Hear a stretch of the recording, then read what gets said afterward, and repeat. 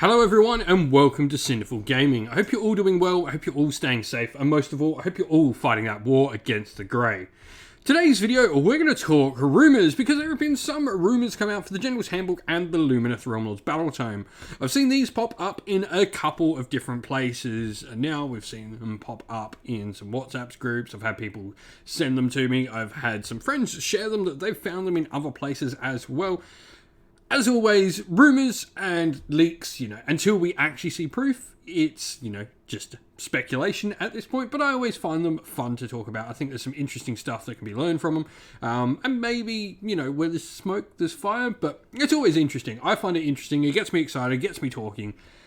So let's get into these. General's Handbook, Lumineth Rumours are what we're going to be talking about in this particular section. So let's get cracking on and let's check out these rumours, leaks, whatever we want to call them.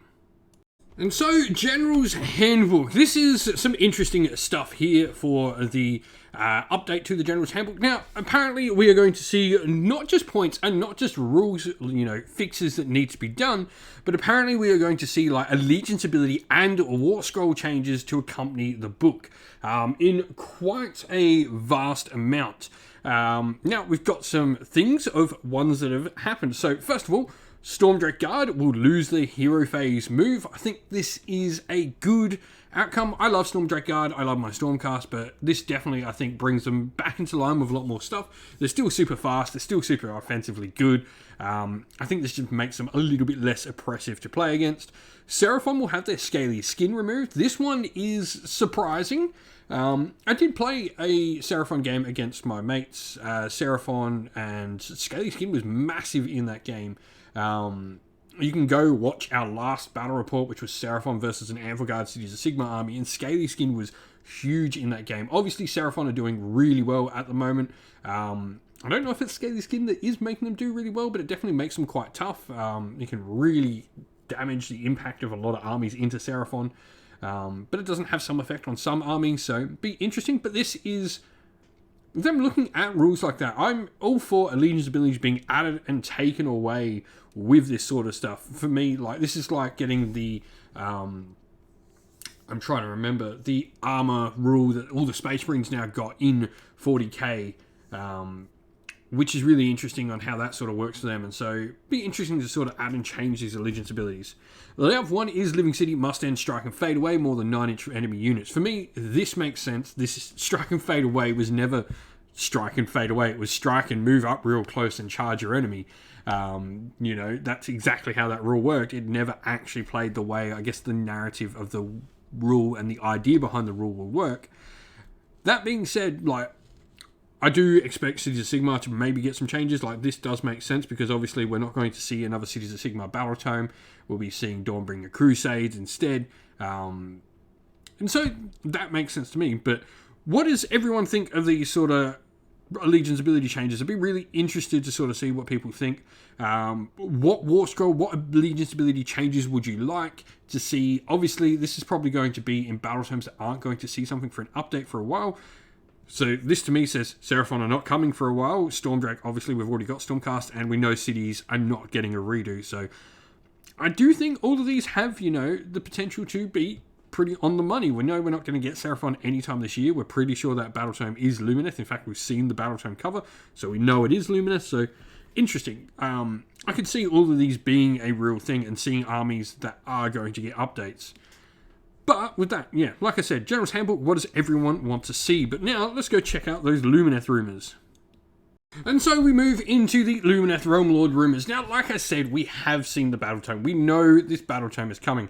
These ones, to me, do seem a little bit more, I guess, wishlisty. All of these rumours do seem a little bit wishlisty. However, I like to give Games Workshop the benefit of the doubt because they have hit it out the park with all of the recent battle tomes. All of them have been super fun, super good, despite what anyone thinks on first impression of every single battle tome. There have been good lists and good armies to come out of every single 3rd edition battle tome. I remember when everyone was poo-pooing on Disease and Nurgle, and now look at them. People were the same on many other armies so far for 3rd edition that have come out, and I think we are in a good place. Every 3rd edition battle tome has been great so far, and I'll be really interested to sort of see where we go with Lumineth. That being said, they do seem to know that they understand NPE in some armies, maybe not all of them. We've still got bow snakes as a thing, and Marathi, but they definitely seem to be making better battle terms. So, first of all, Sentinels are reduced to a 24-inch range. They require line of sight, and the points cost is reduced to reflect this. I'm pretty happy with this. The line of sight for me was the single biggest issue with Sentinels, is that you couldn't protect your heroes. You could hide behind a building and still be mortal wounded off. Now that that's line of sight, I think that is the biggest change. I didn't care about 30-inch. I didn't care about the mortal wounds. It was the line of sight bit that meant I couldn't stick my hero out of sight and protect them. That's a really cool change. Points cost reduced is fine, especially going down to a 24-inch range. I think that's better than a 30-inch. This stops, the Sentinels just sort of picking off particular armies easily. And then we go on to the other two. Foxes cannot move in the enemy turn. This is how it always should have been with the Foxes. I think this makes them much less of an annoying thing to play with. And then the last one is Stone Guards can do mortal wounds on a 5+. I think this is interesting because this is the one that just sounds random to me.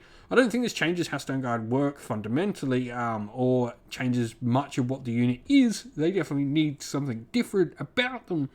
But this is, an interesting change, and could be really interesting to see how Stone Guard go. And this is the one that makes me think maybe there is a sliver of truth to this, because why throw in something for Stone Guard? This just seems like an odd thing to throw out for Stone Guard as a random, wish list. I don't know what anyone would want this Stone Guard as a wish list. It doesn't sound like someone or something someone would come up with a wish list for Stone Guard, but there is, the first two definitely sound much more like a wish listing thing.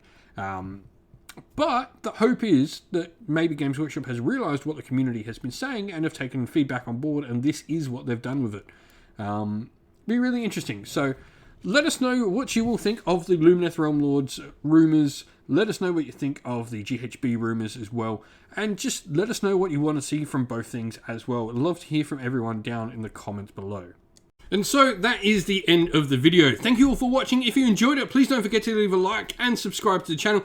And drop a comment down below and let us know what you enjoyed about the video. If you'd like to come chat more with me and other members of our little community here at Sinful Gaming, we've got a link to our Discord server down in the video's description. And if you'd like to help support the channel in another way, you can do so either by joining Patreon or YouTube members, or purchasing something from our Ko-fi web store. All of them are linked in the video's description. Thank you all for everyone who chooses to help support the channel. As a special thank you to those people who have supported via Patreon and YouTube members, we'd like to give a special shout out to them all. So a shout out to our patrons Christian Weir, James, Soren, Greenskins Gaming, AJC, Kenny Lowe, Aaron Shop First, Andrew Bowen, Nathan Fee, The Rising Ape, Q Dynamic, Agu, Anthony B, Anton Nielsen, JJ Austrian, Average Wargamer, Domir, Mark Harvey, James Cater, Dyna226, Derek, and GRP390. A special thank you to our YouTube members, Green Roots Gaming, Kenton Young, Chris Wallace, Ronya, Vinny, Lock Lorick, The Johnny84, David Ellsworth, Revenar, Wolfric Nick, Broken Chef, Ariana Edwards, Sean Scott, Pink Nico Fire, and Robin Mankiller as well. Lastly, a special shout out first of all to Lady Witchfox Art, who does all the amazing artwork for the channel you see, and to Xmorphic, who has done an amazing job at setting up our Discord server for her and making us have a nice place to content and to chat with all of our community. Thank you all for watching once again, everyone. Stay safe, stay well, and most of all, keep fighting that war against the grey. Ciao for now.